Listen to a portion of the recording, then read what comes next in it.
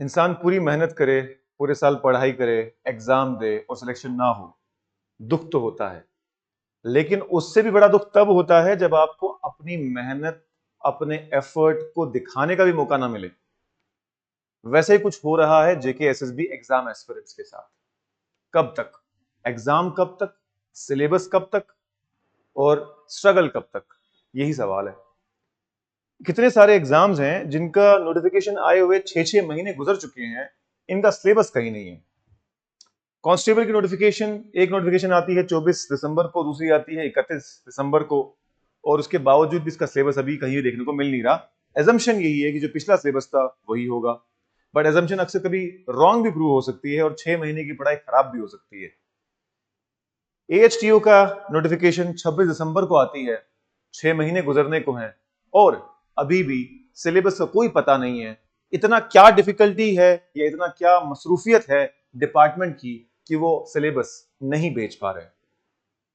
Supervisor की notification आती है 27 जनवरी को और दूर दूर तक दूरबीन लेके भी देखेंगे तो सिलेबस का अता पता नहीं है, और complete dissociation, complete lack of communication with those aspirants who are going to appear for exam। कुछ पता नहीं है, कोई सुनवाई नहीं है, कोई पर्टिकुलर डिपार्टमेंट या इंसान या गवर्नमेंट ऑफिशियल इसकी तरफ सोच भी रहा है, इसका भी कुछ पता नहीं है। Interdepartmental lack of coordination है। आई डोंट नो कि यूथ इस सरकार का प्रायोरिटी है भी कि नहीं। ये तो वो एग्जाम आगे जो नोटिफाई हो चुके हैं, जिसके पीछे बच्चे तैयारी करना शुरू भी कर चुके हैं। 6 महीने बाद अगर आप सिलेबस बदल देंगे तो उसका जिम्मेदार कौन होगा? अगर आपने नौकरी के लिए नोटिफिकेशन निकाली और सिलेबस नहीं बताया तो आप कैसे एक्सपेक्ट करते हैं कि सीरियस कैंडिडेट अपना बेस्ट दे पाएगा? अभी तो वही कॉमन सिलेबस पढ़ रहा है, जीएस, मैथ्स, रीजनिंग, और वही कर भी सकते हैं, लेकिन स्पेसिफिक सिलेबस में कुछ तो ऊपर नीचे होता ही है। अब चलो, कांस्टेबल का हम एजम्पशन लगाते हैं कि शायद सिलेबस ना हो, सुपरवाइजर का हम एजम्पशन लगाते हैं शायद सिलेबस चेंज ना हो क्योंकि रिसेंटली एग्जाम हुए थे, सिलेबस बदलने का कोई लॉजिक बनता नहीं है। लेकिन ये एएचटीयू जो एग्जाम है, ये एग्जाम तो बहुत पहले हुआ है, तब से जेकेएसएसबी में बहुत चेंजेस हुए हैं, तो इसके बारे में तुमको पता भी नहीं है। हैंडलूम ऑफ ट्रेनिंग ऑफिसर और हैंडीक्राफ्ट ट्रेनिंग ऑफिसर, इसके लिए क्या पढ़े बच्चा? और क्या ये प्रायोरिटी है भी किसी डिपार्टमेंट की, किसी गवर्नमेंट की? ये तो वो आज नोटिफाई हो गए। फिर आते हैं वो जिन्होंने पिछले 2-2.5 साल बच्चों के वेस्ट किए, जो कि है जेकेपीएसआई एग्जाम। लोग अपनी पीक एज में, पीक प्रोडक्टिविटी ईयर्स में इसको तैयारी करना शुरू किया और अभी तक कोई लेना देना इसका पता नहीं है। सुनने में तो ये आया था कि अब कोर्ट से जो रेस्ट्रिक्शन थी वो हटा दी गई है, एग्जाम हो सकता है। इसके बारे में क्या हो रहा है ये भी कुछ पता नहीं। फिर आया इस पोस्ट का, नायब तहसीलदार की पोस्ट का इंतजार लोग कितने टाइम से कर रहे थे। पोस्ट आई, लोगों ने फॉर्म भरा 2024 में, सिलेबस आया, लोगों ने पढ़ाई की, बाद में पता चल रहा है कि भैया ये भी मसला उर्दू की वजह से लटक गया। अब जो भी करना है, उर्दू रखना है या नहीं रखना है, डिसीजन लो और आगे बढ़ो। डिले किस चीज का है? Why has this issue been politicised? बच्चा बोल रहा है बताओ पढ़ना क्या है, पढ़ लूंगा बट एग्जाम तो ले लो टाइम पे। सो ये एक बहुत ही, जो ये कंप्लीट लैक ऑफ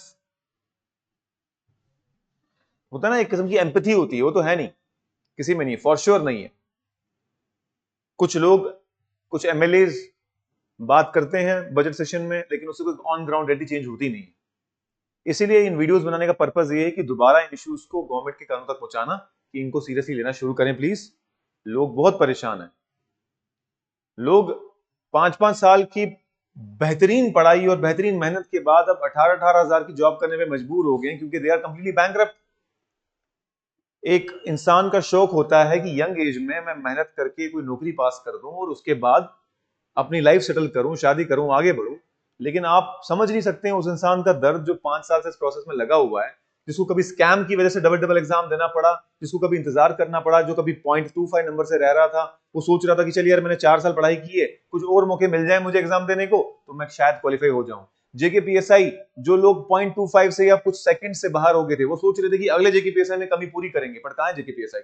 अब आप कितना भी बोलो कि सब जुडिस मामला था, हम क्या कर सकते हैं, भाई आम इंसान को क्या फर्क पड़ रहा है कि वो किसका इशू था? गवर्नमेंट को प्रोएक्टिवली काम करना चाहिए था।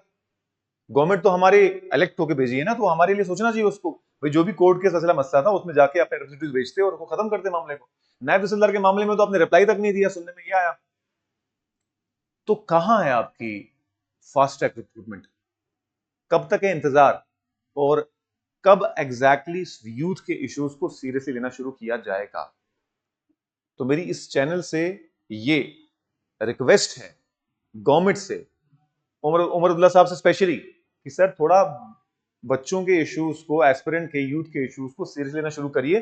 कोई स्पेशल ऑफिस क्रिएट करिए, कोई स्पेशल टीम क्रिएट करिए जिनका काम हो inter department coordination, syllabus time पे आए, नौकरी टाइम पे कंडक्ट हो एग्जाम, साथ में जो नई नौकरियां हैं वो सब टाइम में नोटिफाई हो। क्या चल रहा है समझ कुछ नहीं आ रहा है। सो आई होप ये जितने भी पेंडिंग सिलेबस है कम से कम ये तो रिलीज करें। ये कौन सी कयामत की चीज है? कौन सा एलॉन मस्क को बुलाना पड़ेगा इसके लिए?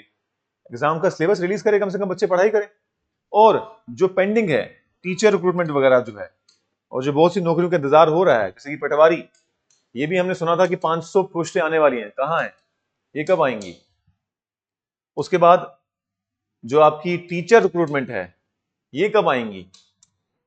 अब ये मत बोलिए कि पिछले वालों ने वो किया, अगले वालों ने वो किया, हमें उसके लेने देने नहीं भाई। पिछले वालों को तो वोट देके लाया नहीं, यहाँ इस स्टेट के लोगों ने आपको ही लाया, तो आप ही से सवाल होगा। जल्द से जल्द खत्म करो इस काम को, ठीक है? आपका सारा फोकस है जो ऑलरेडी नौकरी में है उनको टीईटी नहीं देना चाहिए जी, हम उनके लिए सुप्रीम कोर्ट में केस करेंगे। जो लोग बेचारे भूखे मर रहे हैं, जिन लोगों ने पढ़ाई कर करके मर गए, उनके लिए तो कोई फोकस है नहीं। उसके अलावा ARCS assistant registrar cooperative societies कब आएगी? 2025 की नोटिफिकेशन है कि भैया 90 पोस्ट खाली पड़ी हैं, तो कब फिल करेंगे आप? क्यों खाली पड़ी हुई हैं? उसके बाद अगली चीज ACF assistant conservator of forest, ये पोस्ट 2017 में आएगी, दोबारा कब आएगी? बहुत सारी ऐसी पोस्टें हैं, तो कब लाएंगे आप? So this was a main reason for making this video today, कि ये इशू दोबारा डिबेट में आए, लोगों के कान तक बात पहुंचे। जो लोग डेफ हो गए हैं उनके कानों पे ये गरज की आवाज गूंजे और उनके कान में जाए कि भैया को सिरे से ले लो इसको। इस चैनल पर हम सोशल इश्यूज उठाते आए हैं, उठाते रहेंगे। उम्मीद है कि ये हमारी छोटी सी जो आवाज है इनका कुछ फाइनल रिजल्ट निकले। और जो जितने लोग भी ये देख रहे हैं जो इस प्रॉब्लम से जूझ रहे हैं, हम आपका दर्द नहीं समझ सकते क्योंकि हम आपकी जगह पर नहीं है, लेकिन हम आपके दर्द से हमें पूरी सिंपैथी है और हमारी कोशिश रहेगी कि आपके साथ हम खड़े हैं। Thank you so much. I hope आपका जितनी भी मुसीबत है, जो भी आपकी मनोकामनाएं पूरी हों इस साल, और आप अपनी लाइफ में फाइनेंशियली इंडिपेंडेंट हो जाए, सेटल डाउन हो जाए। All the best, thank you so much.